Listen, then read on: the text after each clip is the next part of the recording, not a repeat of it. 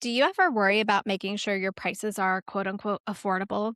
Or say things like, my clients are small businesses or just starting out and they don't have the budget. Or think things like, I gotta make sure they get their money's worth. Or maybe on the flip side, you've thought they have money. This should be a no-brainer for them. Or you've thought, or maybe you've heard someone else give you this advice like, oh, if they really want this, if you're good at sales, no matter what situation they're in, they'll come up with the money. So, if you have heard any of these things and believed that they're true, or you spend a lot of time thinking about how much money your clients do or don't have, or what they do with it or don't do with it, you have what I call a pricing paradigm blind spot. So, I'm Shannon Mattern. I'm a pricing strategist for experienced service providers, coaches, and consultants and agencies. And this is Pricing Mindset Makeover, where we talk about pricing strategy and the psychology underneath so that you can make more from the incredible work that you're already doing. So, for the past decade, I have had a behind the scenes seat to how service providers think when coming up with their pricing and how their clients react and respond to the pricing decisions that are put in front of them. And what I came to observe is that there are three very distinct different pricing paradigms that define how people interact with money on both sides of a transaction. And a paradigm is a belief system. It's a way of thinking and seeing the world that's formed over time by how we were raised, where we lived, who we're around, media we consume. And so a pricing paradigm is your belief system about the way that money and pricing works in the world. So if you grew up like I did, raised in the Midwest by a single mom with three kids whose default answer to everything was, nope, we can't afford it, then it's very likely that you look at the world through what I call an expense paradigm, where the amount of money you can make is limited by your time, and someone else gets to decide how much your time is worth. And because time is finite, therefore money is finite. And once you spend your money, the only way to get more money is to spend more time, and you have a limited amount of time. And so your default operating system becomes conserve money, spend time, even at your own expense, even if it costs you more in the long run, money becomes more valuable than time. But then my mom would also tell me, hey, if you can figure out a way to pay for college because we can't afford it, you'll be able to get a better paying job and your time will be worth more. And that's where the hustle paradigm comes in. So the hustle paradigm says if you work really hard, get really skilled, then you can increase the value of your time. And if you're also really good at your job and work harder than everyone else and make sure everybody likes you and that you're irreplaceable and indispensable, you'll climb the corporate ladder in exchange for even more money. The hustle paradigm tells you to work really hard, be liked, be the best. And if you are the best, you can make more money and charge more than people who aren't as good as you.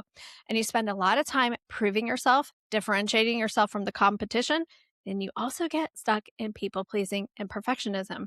Hustle paradigm is the trickiest trap because you're so rewarded for good work, especially in corporate, but it becomes the golden handcuffs in your business, in your service-based business. So the third paradigm is investment paradigm, where money is not viewed as a construct of time at all. And when you operate with an investment paradigm, you believe that money is created through value. And value is the perceived benefit someone gets in exchange for whatever they're giving up. Keyword being perceived, meaning their own perception.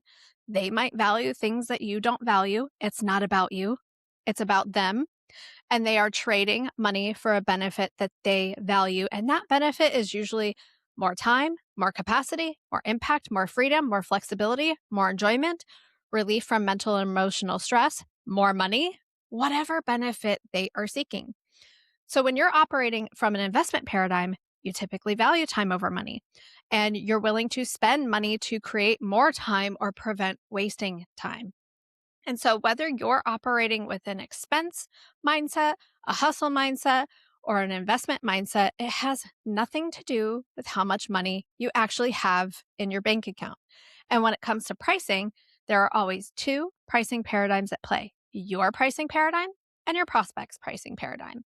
And if you are bringing an expense paradigm to your side of the transaction and you think money is more important than time and you worry about charging too much and taking too much from the other person, and you worry because it's hard for them to get more money because they can only get more money if they have more time, you worry about their bank account more than you worry about your own at your own expense.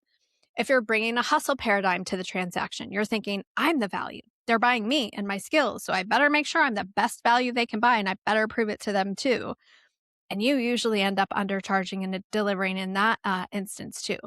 But when you're operating with an expense paradigm, you're thinking, I offer something that can help them create more of what they want in these areas that are important to them. They're temporarily parting with some of their money today, and it will be on its way back to them in the form of outcomes and results that they value.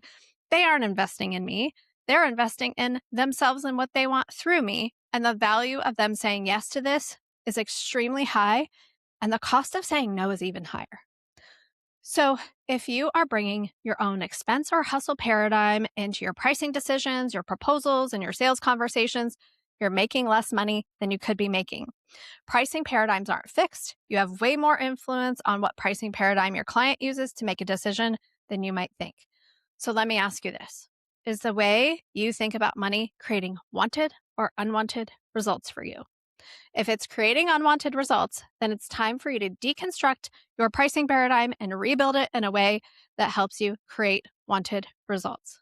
So, if you're an experienced service provider, coach, or consultant in any industry, and you know you could be charging more, but you're just not sure how, your next step is to go to shannonmattern.com and grab my free guide to creating a high converting proposal. It's going to walk you through the 5 subtle proposal mistakes even experienced service providers make that cost them thousands. And that's also where you can book a discovery call with me to talk more about how I can help you with your pricing. So, if you heard something valuable today, please take a second to swipe up on this episode and tap the link to leave us a rating and review. And you can also share the show with your friends and colleagues who could use a pricing mindset makeover. So just think of one person who needed to hear this today and send this episode to them. And thank you so much for listening. And until next time, remember this: you are just one proposal away from the income and impact you deserve.